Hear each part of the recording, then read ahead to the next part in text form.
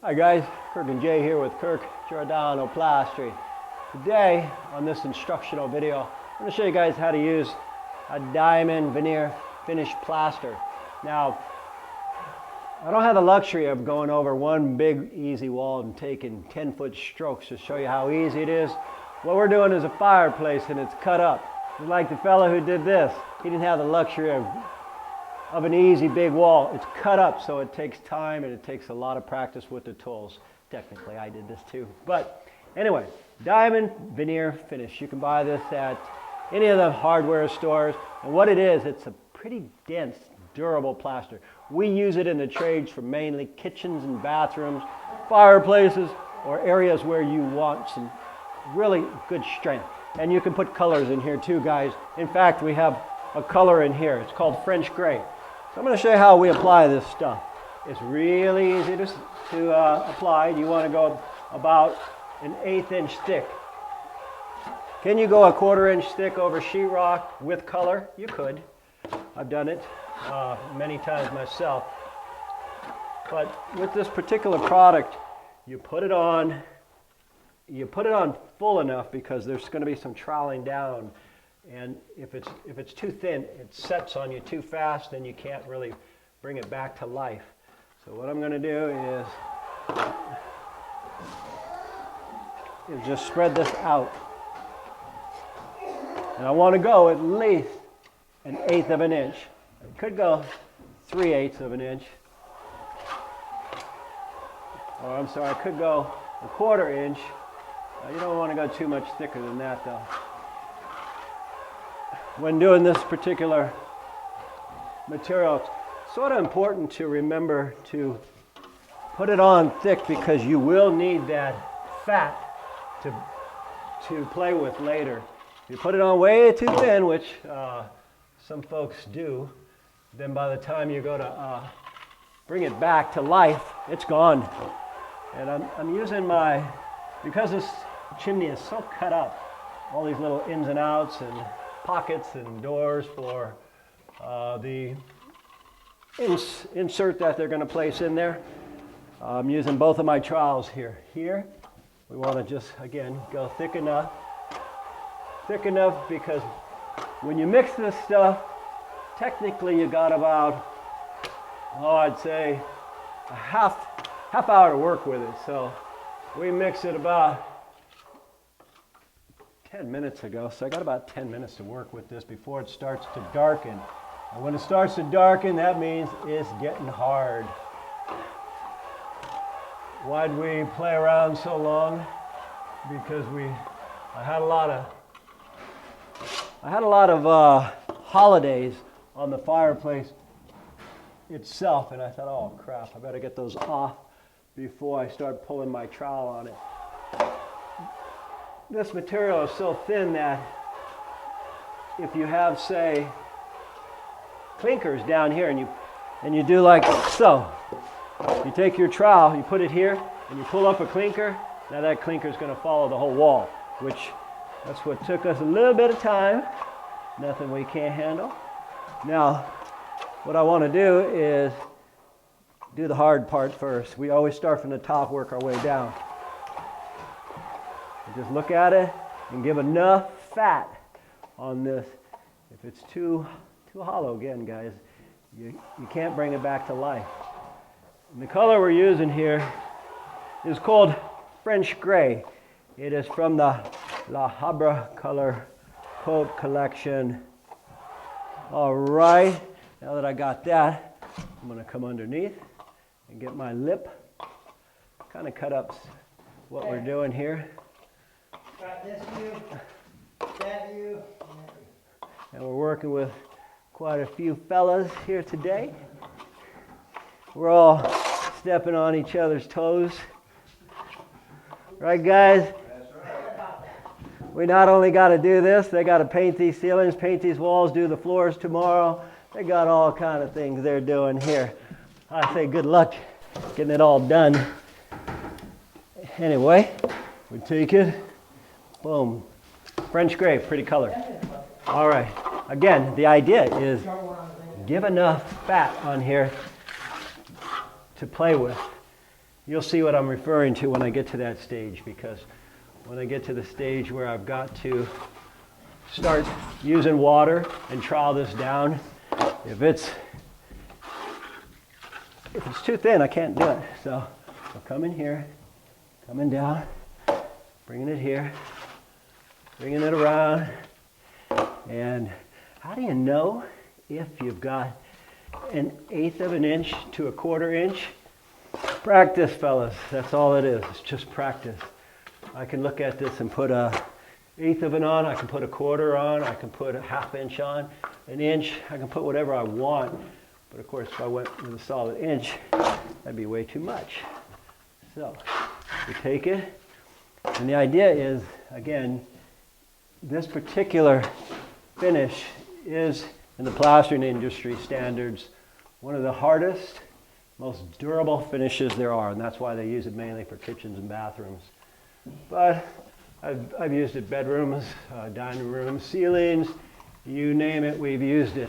It's used a lot in hotels because of the colors. You can do so many colors with it, and then the color will be inside the material. So even if you hit it, say, with something, it'll still have the color inside. So it's not just like a paint where it's only the top. What I'm going to do is just take the face of this, although we've got more than the face to do. We've got to go inside these insets, inside where they store wood, and a couple of the decorative belly bands. But I want to show you guys just some of the techniques necessary and explain what the heck diamond finish is. Why? Because a lot of you guys have called us, Kirk, you ever use diamond? And I say, of course I've used diamond. I've just never showed it. Okay, we'll come in here. One thing's about diamond too, if you're going, say, over sheetrock, you've got to apply plaster weld, or any kind of bonding agent, because it just simply won't adhere to sheetrock by itself. Tape and mud will, but not any of these plasters. A lot of times you'll see me, I'll use drywall compounds, or actually I've used every material kind of known to man, from tape and muds to plasters to exterior cements, you name it, I've done them. But for the sake of showing you what you can do, if you've got the talent or the time in, we'll go with this diamond finish here. Now, I've got my base coat on. Now I look at it and if I see some areas that are hollow, I go back over them, because soon this is going to get hard. And when it gets hard, you can't sand this, so you can't bring it back to life, guys. Once you lose it, you lose it.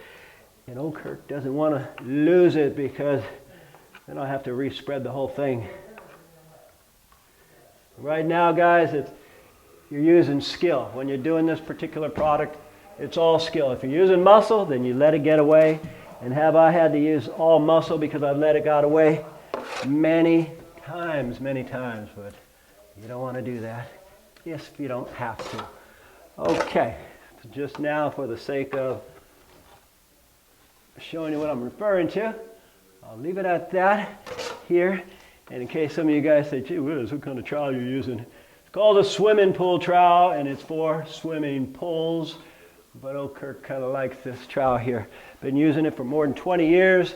I used to use it a lot when we did cove ceilings.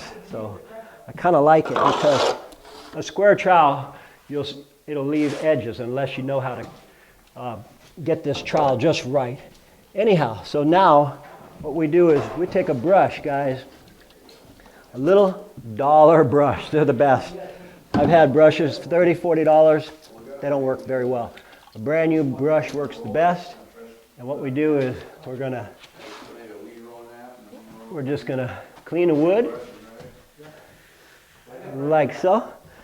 Then you could do this, guys. I'm gonna take a wing tool. What the heck is a wing tool? That's just a tool for getting inner corners. I'll show you how to use it as soon as I clean this thing off. Okay. All right, let me get this sucker a little cleaner because wing tool's got to be clean in order to use it. Okay, you got a wing tool. Now say this under here. You just take it and it gives you a nice, well, let me go this way, Jay. All right, so I can see what the heck I'm doing. It gives you a nice corner. Oop, come on now, get in there. Gives you a nice corner, however, now you got to go back with your, what I do with my, here we go, my trowel. Always got to have a float handy.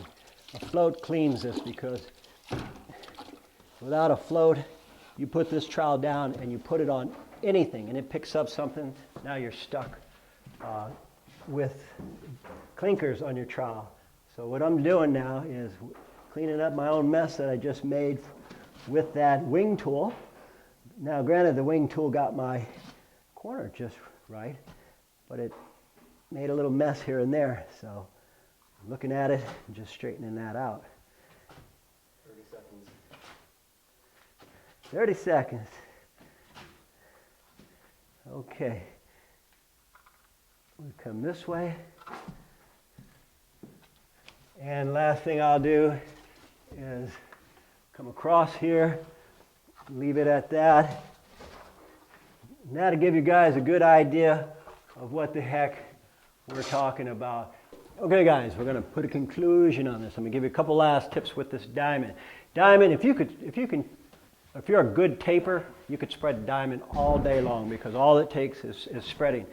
I was spreading right here and I was thinking, damn, I can't get my trowel lines out. I put my trowel like this and I thought, damn, somebody used it and messed up my rivets, so I had to fix it to get these edges so they bend this way and not this way.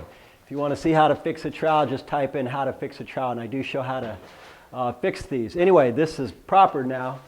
And here's the two brushes you need, either a $1 brush or these $3 brushes. A $30 brush has too many bristles.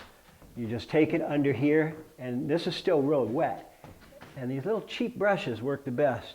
And again, now every time you use your trowel, put water on it every single time. Otherwise, you're going to bring clinkers. You see that water dripping off? That's okay. And last thing I'll show you is these inner corners. Okay. Now, a lot of people, I can use it either way. The material, this diamond is about set now. It's been on now for a good 45 minutes. Actually, we generally have about a half hour. So you could take, if you've got a good eye and just a gentle hand, you can come up like so for your corners. You can come like this for your corners, and they're going to have a fireplace insert set in here. Or you can take a brush. Now, when you use a brush, you want to use the corner. You want to use the side of the brush and just go straight up here. Turn it around and go straight up here. And then a little bit more troweling and say, because you don't want some of those brush lines or float lines showing.